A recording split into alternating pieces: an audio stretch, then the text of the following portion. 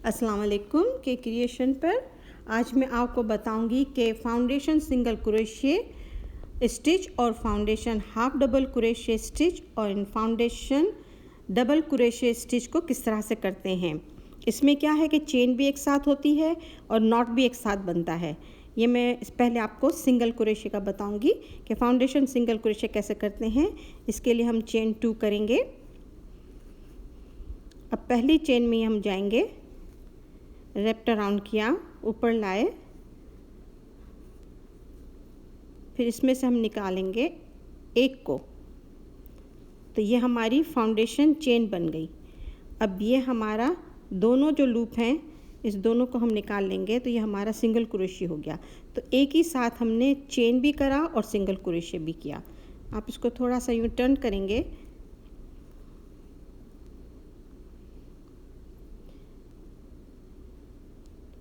ये आपको नज़र आएगा। एक मिनट, ये पहले एक दो स्टिच में ज़रा नज़र नहीं आएगा, फिर ज़रा आगे आप जाएंगे तो नज़र आएंगे। ये 2 है, ये हमने अभी चेन करी थी ना, इसमें गए, निकाला हमने, इसको ऊपर लाए।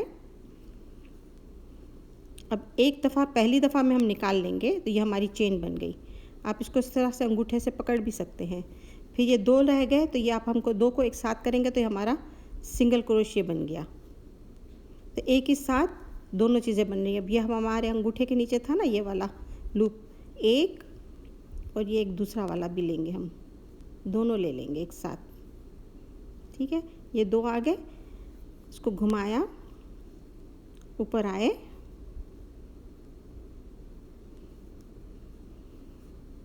हमने एक दफ़ा इसको निकालेंगे तो ये हमारी चेन बनी। अब ये 2 रह गए, अब 2 को एक साथ करेंगे तो ये सिंगल क्रोशे बन गया।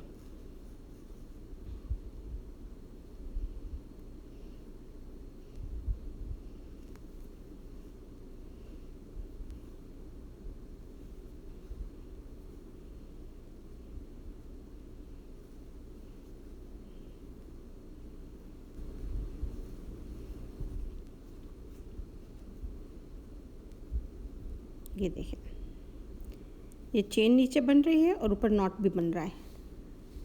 इसमें क्या फ़ायदा है कि जब ये हम ये करते हैं, ये मैंने थोड़ी सी लंबी बना के रखी हुई है, इसमें थोड़ा सा स्ट्रेचीनेस होता है बॉर्डर के लिए, या कोई ऐसी बेस हमारी होती है, कोई डिज़ाइन होती है, उसके लिए ये करते हैं ताकि ये सॉफ्टनेस रहे तो अच्छा लगता है। ये देखिए नीचे से भी चेन लगती है और इसमें ऊपर भी चेन की तरह लगता है। और फिर हम बाद में जो भी काम करेंगे वो नॉर्मल रेगुलर तरीके से ही करेंगे। जैसे ये मेरा यहाँ पे फिनिश हुआ, अब मुझे दूसरी लाइन करनी है ना, पीछे जाना है, तो चेन 1 करेंगे, काम को टर्न करेंगे, फिर जिस तरह से हम नॉर्मल तरीके से करते हैं वैसे ही हम सिंगल क्रोशे करेंगे, या जो हमारा पैटर्न होगा हम वो करेंगे। ये देखें,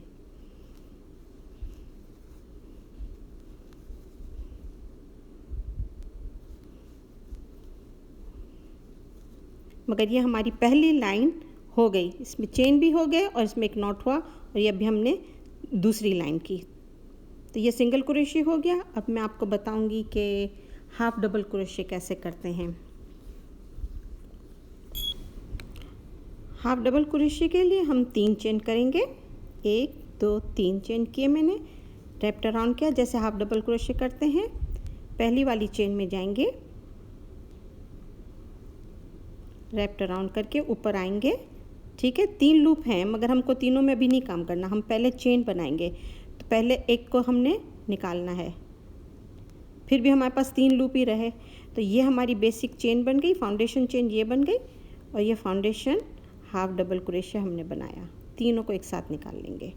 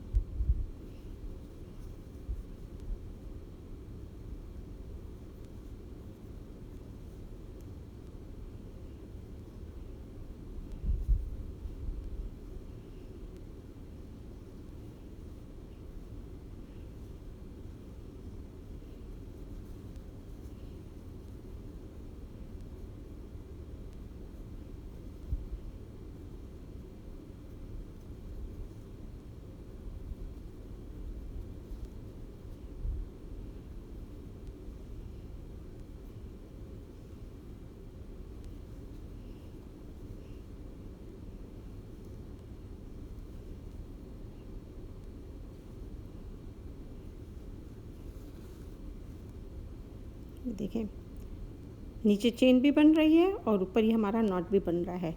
थोड़ा बड़ा बन के मैंने रखा हुआ है, ये देखें।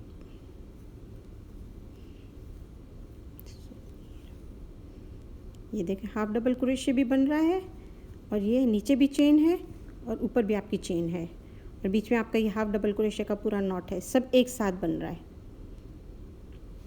अब मैं आपको डबल क्रोशे बताऊंगी। इसके लिए भी हम 3 चेन करेंगे। 1 2 और 3 मैंने कर ली हैं।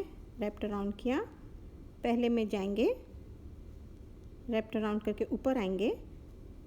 अभी हमको पहले चेन बनानी है, तो ये आपने चेन बनाई, ठीक है। स्टिल मेरे पास 3 लूप हैं, 1 2 और 3। अब हाफ डबल क्रोशे के लिए हम क्या करते हैं, पहले 2 को निकालेंगे,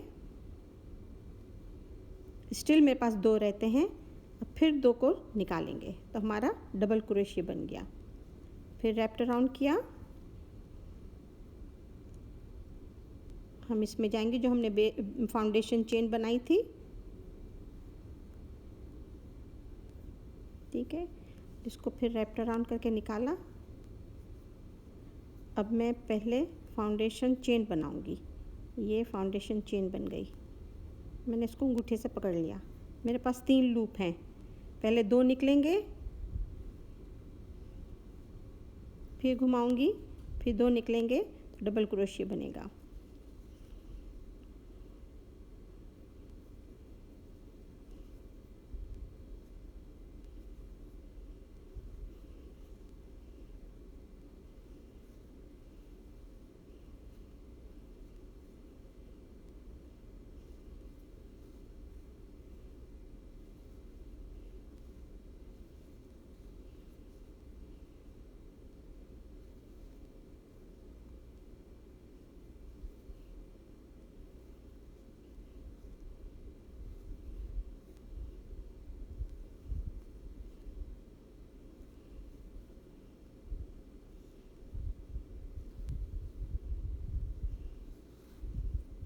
ये देखें, ये डबल क्रोशिया बन गया, ठीक है। अब मैं आपको बताती हूँ डिफरेंस आपको। ये देखें, ये डबल क्रोशिया मैं बना के रख चुकी हूँ,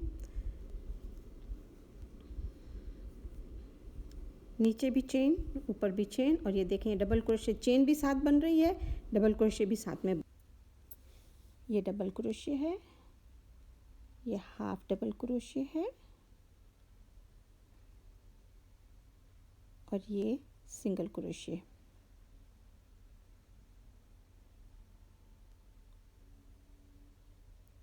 यहाँ पे थोड़ा डिफरेंस ले लगता है कि मैंने ऊपर एक लाइन की थी। शुक्रिया।